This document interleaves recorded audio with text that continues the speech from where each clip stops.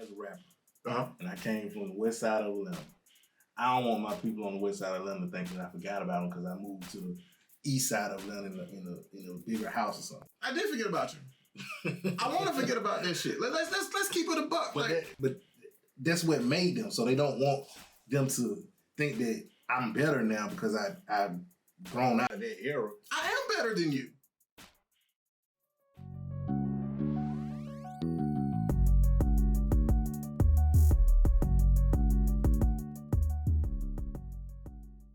Yo. What's up? And we back as always for another episode. It's your boy KG, aka Troy Fontaine. You know it. It's Mr. Snapsode here, live and direct. Make sure y'all feel us. Okay. You know it. So look, I've been looking at the Twitter feeds, the IG feeds, all that, and I keep seeing Ja Morant come up. And I want to know what's your thoughts on it. Ja Morant. For those who don't know, those people who are on the podcast who aren't engulfed in the NBA landscape, Ja Morant is a guard for the Memphis Grizzlies. Number 12. Is he number 12? Okay, number 12. Shows you how much I watch Memphis Grizzlies, but I know who Ja Morant is, right? He came out the same year I think Zion came out. They were like 1 and 2 as far as NBA draft goes. Long story short, Zion look old though. Yeah, he like an old man. Well, he walked like an old man. He kind of waddle. That's a big man. That man's like 6'7", like 300 pounds, whatever. So I digress, obviously. So Ja Morant got caught up because he went on his Instagram live with a gun. Pointing the gun, you know what I'm saying? Like just for what? No reason at all. None. And I think it's an important conversation that we have when we start talking about like the influence and why our black men feel like we need to portray ourselves in this light. Right. This guy's a millionaire, multi-millionaire. Didn't he just get a Nike deal? Yeah, he got a Nike deal. Have you seen the shoe? I haven't seen the shoe. It's all right. It kind of looked like a knockoff KD. Let me see if I can pull it up real quick. Ja Morant shoe. Yeah, I mean it don't look bad, but it don't look good. Yeah, like I gotta go to the store and get that one. No. I like the color wave on that, but it ain't no that's not a must have. Yeah. That's not a must have. I digress. I mean, so they gave Ja Morant, and this is something that we could talk about real quick. They gave Ja Morant his shoe deal right after they took Kyrie's shoe deal. Because they needed somebody to fill that void. Right, but think about this, right? You took Kyrie's shoe deal because he reposted a link to a movie. Didn't say he agreed or disagreed with the movie. He posted the link, right? Ja Morant in the club waving a gun, and they ain't thinking about suspending him from Nike. He connected pretty much. But that's what I'm saying. Like, look at the disparities. Like, they're willing to allow us, and I say they, I mean like the powers that be. They're willing to allow us opportunities to do things to be bad influences to our community. They're perfectly fine with that. But the second you step out of line and you start talking about somebody else's community and their religion, their beliefs and things like that, it's like, blasphemy. But y'all understand Kyrie Irving's shoe was the number 1 selling shoe at Nike at the time when they removed it from the market. Nobody else is willing to touch him. Somebody gonna touch him. Somebody willing to touch him. Ain't nobody touched him yet. Hey, well, we can come out with a shoe. I put my shoe on. Hey, Kyrie, if you watching this and you need some people to rock your new shoe, the independent shoe that don't nobody want to wear, we here for you. Right, I put it on. Yeah, but so that's a whole nother topic, a whole nother conversation. But back to Ja Morant and his need to look like a gangster or thug or have this persona, right? And then I even went to like a media takeout and they had like some old posts from him like being 13 years old. He had a post talking about something high as fuck. Like, nigga, you 13? Yeah, 13, yeah. Time I can make cocaine or something. Right, yeah. One time about I just want to sleep with her sister one night only. Or some stuff he was saying. I'm just like, yeah. But that's what you get from a unguided teen. Yeah, but this is the funny thing is that he came from a 2-parent household. It ain't like he came from a single parent household.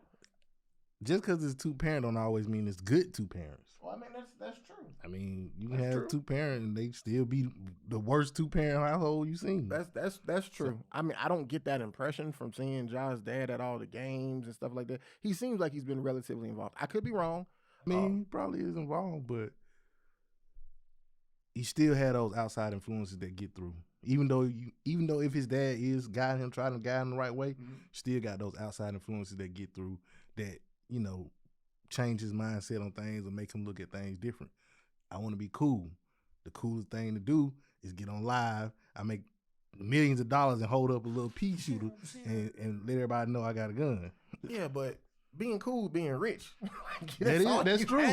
That's all you had to do. Just be yourself. Right. Be yourself. It ain't like you trying to get to the destination. You at the destination. And then too, we don't even, you know how it is now in the industry. You want to be connected into the gang and stuff. We don't know if some of this stuff is some initiation stuff that he had to do. Yeah, but I don't know if he's gang related or not, but if he's trying to be, that might be something he had to do.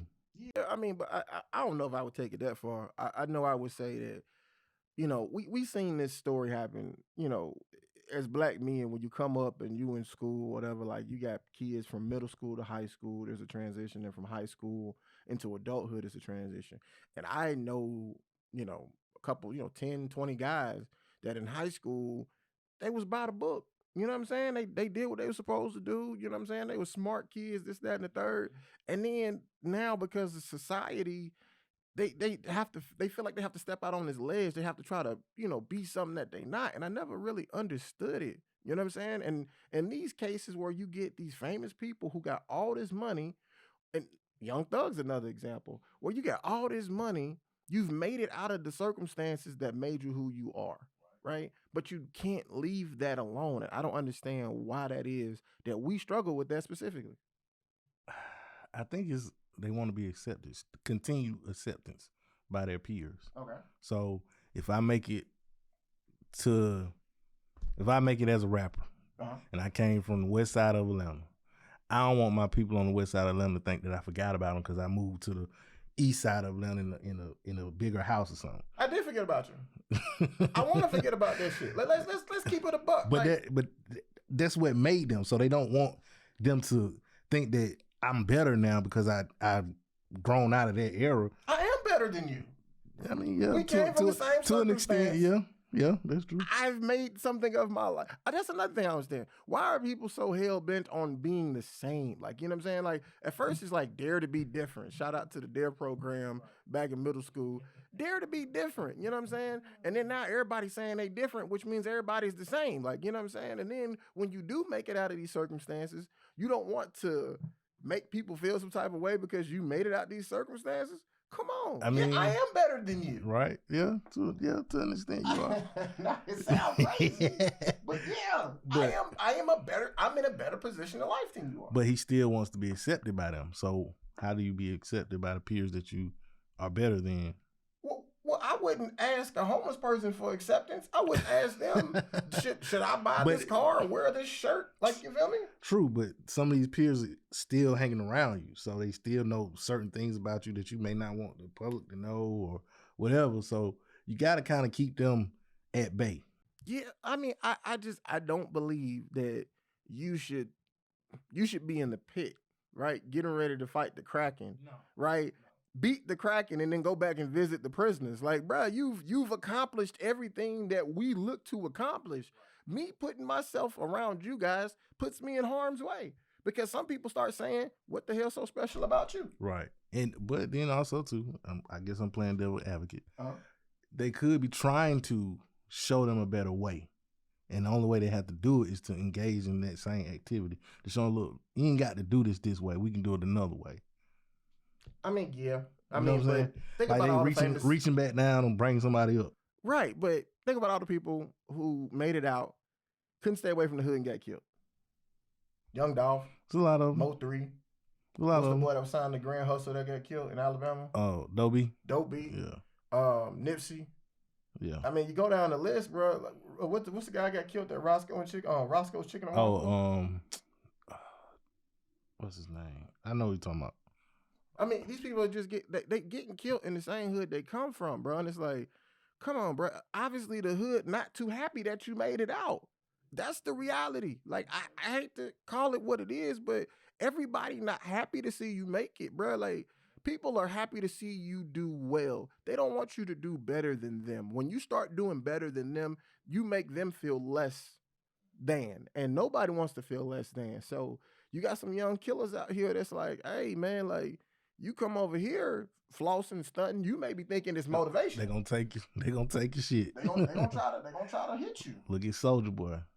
What happened to Soulja Boy? I forgot. Remember when he went to the hood? Everybody say Soulja Boy ain't from the hood. Oh yeah. He should have got his ass. Yeah, so he deserved that. But I mean, I'm just saying, like, generally speaking, bro, when you make it, and then again, I think hip hop is a reflection of what people believe black people to be. And it's not true, bro. Like hip hop is almost emotionless for the most part. Like when you listen to most hip hop, you don't get an actual emotion of how people feeling. You get circumstances and situations and people, you know, being extreme, right? Yeah. It's like a that they dramatization. overcome. Yeah. Right. But by and large, like most of that stuff is not like how you live your day-to-day life. That's why I don't listen to a lot of newer music, because I don't hear any substance in it. I hear a lot of the same things. And it's just like, you have to get to a point where you can take your life experience, put it on a track, and allow it to affect the people who went through something similar. You know what I mean? Yeah. But with all the action that Ja took, not only is he almost taking money from himself, it looked like he's taking money from NLE Chopper.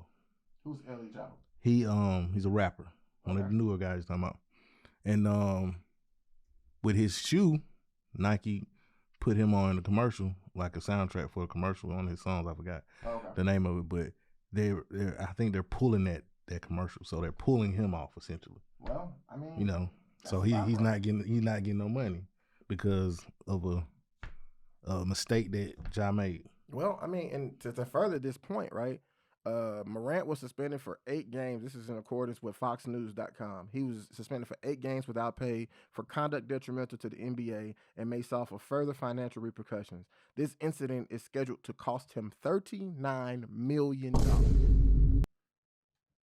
$39 million. Now let me ask you this: you think Ja Morant spent $39 million in the hood? No, he's probably spent $39. That's what I'm saying. Like it's like, so you willing to be, because whether you like it or not, you're a role model. Yeah. Whether you like it or not. Yeah. Some people don't.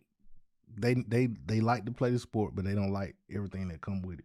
Well, I mean, don't play the sport. But you can't if that's the sport you love. Oh, but that's what I'm saying. Like, and Kevin Durant's kind of like I would say a model person to kind of have this conversation, as far as he just want to play basketball.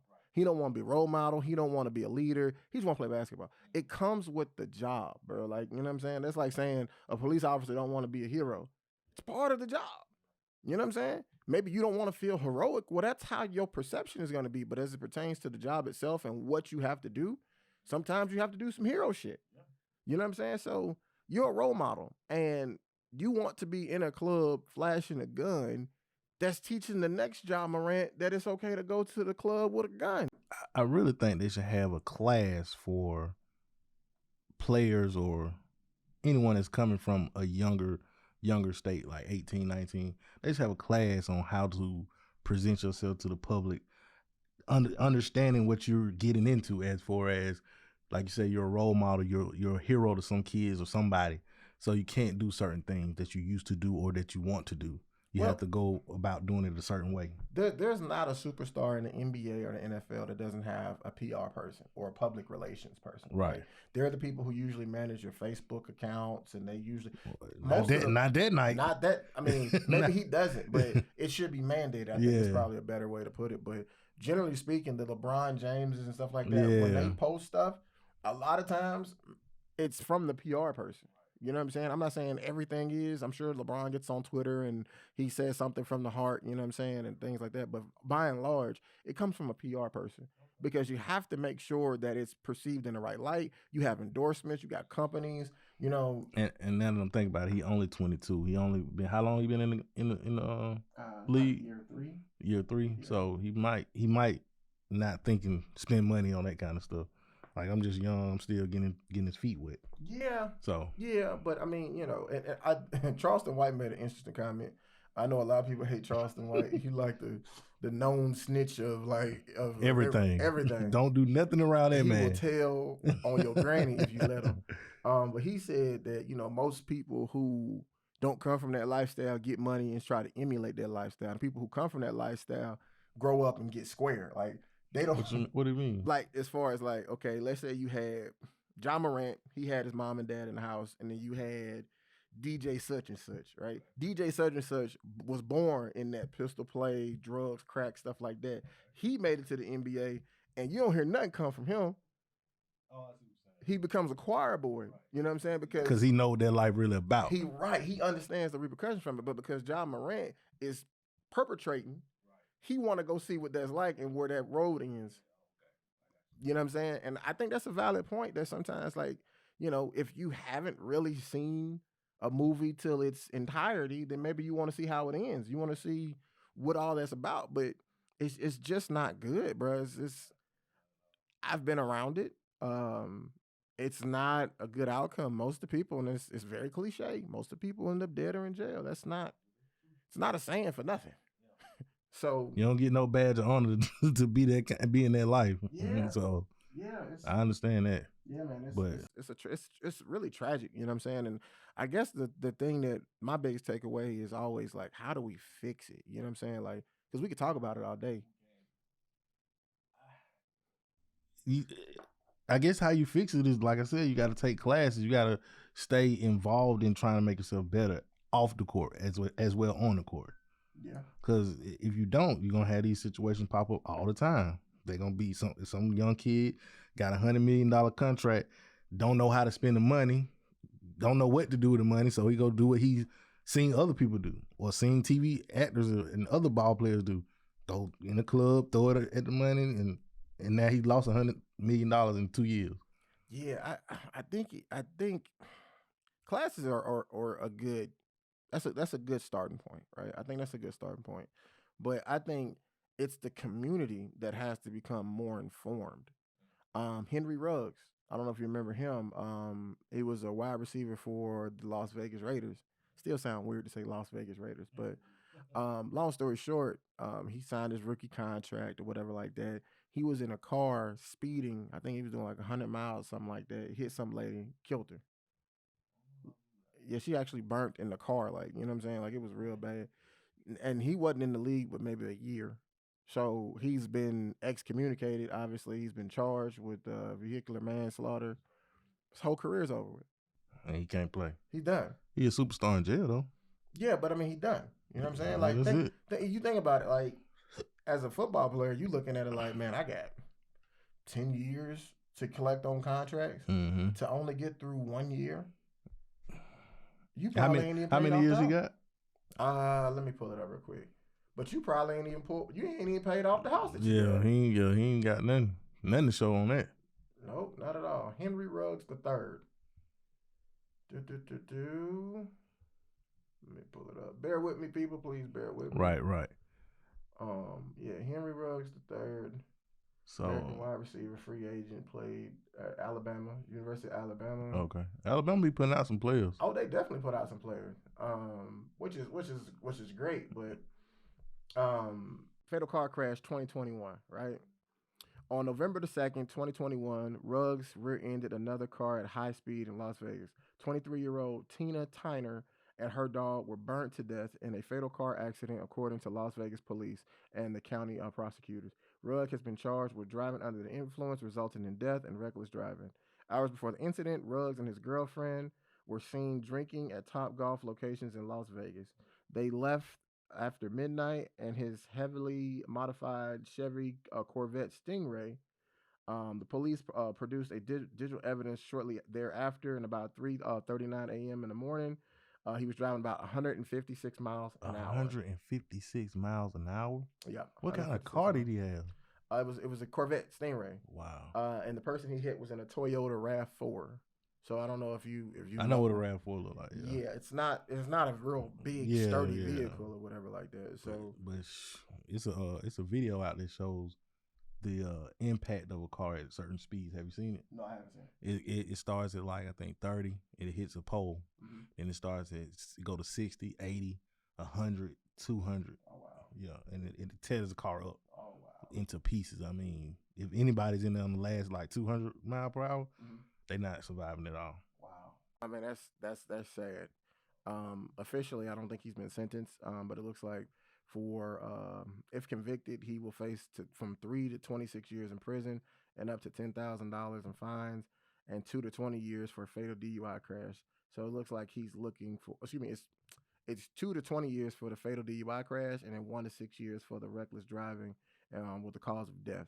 So, long story short, it's not good for this young man. Yeah, his life is over with. You know what I'm saying? And a lot of guys, you know, they see the end when you fall into these circumstances and you have the world in your hands, and now it's taken away from you, man. It's just like, you know, I pray for that brother, and the victims and everything else, and you know, you just never know what your reckless behavior can do, and I think some of that has to play into a part where it's just like stunting in a club is a big thing in the black community. Right. I don't know why are we stunting in the club? Like, what's the reason? I mean, in my mind, if I got $100 million and I show it in the club, I'm afraid to leave the club now because y'all know I got $100 million, so now y'all gonna follow me. Yeah. Now I gotta make sure I'm watching my back everywhere I go because I just showed I got $100 million and somebody in there hungry that want to get that $100 million. So they gonna come right behind me and try to do what they need to do to take it. Yeah, and that's why a lot of guys roll with these entourages. I mean, they go out, it be 15, 16, 17 guys. But can you always trust the entourage? They ain't got $100 million either. Nah, you can't. You know what I'm saying? So it's like, who can you really trust? Yeah, I mean, so I would stay in the house. I would too. You know It'll be a club in my house. Legit. Club KG in the basement. Yeah. Lights, poles, all that. Yeah, you got to, man. It's like, I understand you want to live your life, but it's bigger than that at this point. Think about all the people that are now depending on you. If you hit the lottery tomorrow, think about all the people. I am going to hit the lottery. You got to play to win. Oh, yeah, you do. But I still can speak it into existence. What, you going to find the winning lottery ticket? I might. You never know. It might have floated out of somebody's hand. I'm telling you, but black folks, boy.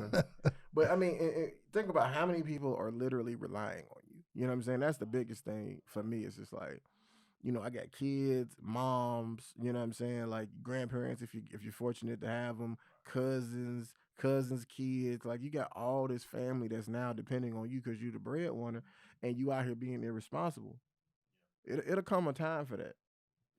It'll come a time for that.